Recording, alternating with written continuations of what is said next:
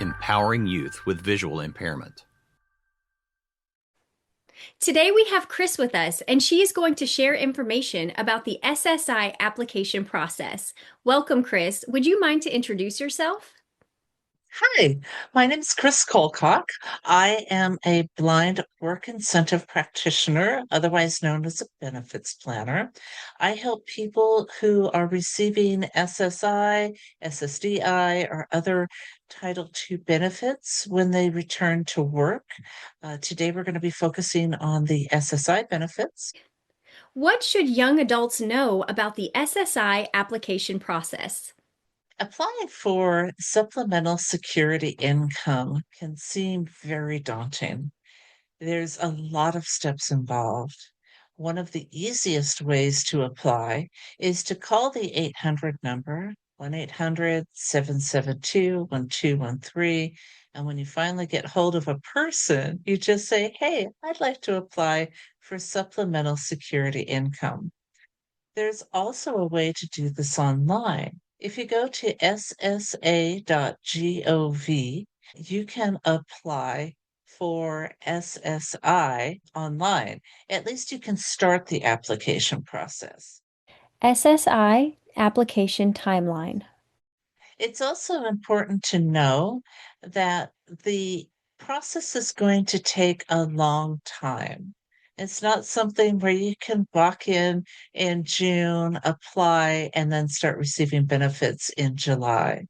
In the state of Washington, where I live, it takes approximately 265 days to get approved for benefits. One way that you can help speed up that process is to bring a diagnosis from your ophthalmologist or other doctor that says you meet the definition of Social Security's blind or statutorily blind. SSI's definition of blindness. That definition is very, very specific. You need to have vision that is 20/200 or less in the better eye with correction, or you need to have a field of view that is less than 20 degrees in the better eye. That means if one eye sees at 150 and the other one sees at 2200, you're not considered statutorily blind. Now, you could still receive benefits as someone with a severe disability due to low vision, but you wouldn't receive the statutory blind definition. What happens after the online application is submitted? After you've submitted your online application or you call that 800 number and said, "I'd like to apply," there's going to be a follow-up meeting with a case specialist within Social Security Administration. A lot of times they're going to do this by phone, but don't be surprised if they call you into the office. After that initial paperwork is done, and you're going to sign so many forms, they're going to take those forms and review it at the Social Security Administration. Then they're going to take that file and they're going to shift it over to DDS, which stands for Disability Determination Services. A person there at DDS is going to review the case. They're going to look at what you are talking about with your disability. And if they feel that they need to, they may actually go through and set up an appointment for you to meet with one of their independent doctors. Don't worry, you don't have to pay for it. Social Security pays for that appointment.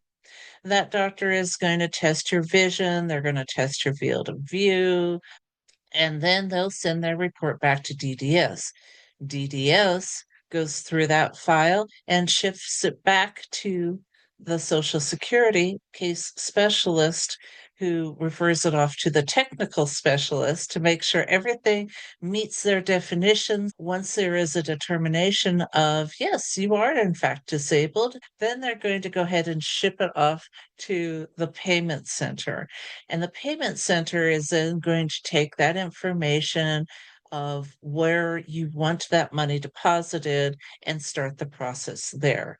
So it's not just sitting at one person's desk waiting for a determination. This file is traveling all over the place before you finally get your first benefit amount. Can you tell us more about the paperwork that is required for SSI? One of the things that people think is that, well, I filled that form out once, I don't have to do it again. Don't be surprised if you get forms that look very similar to what you already filled out.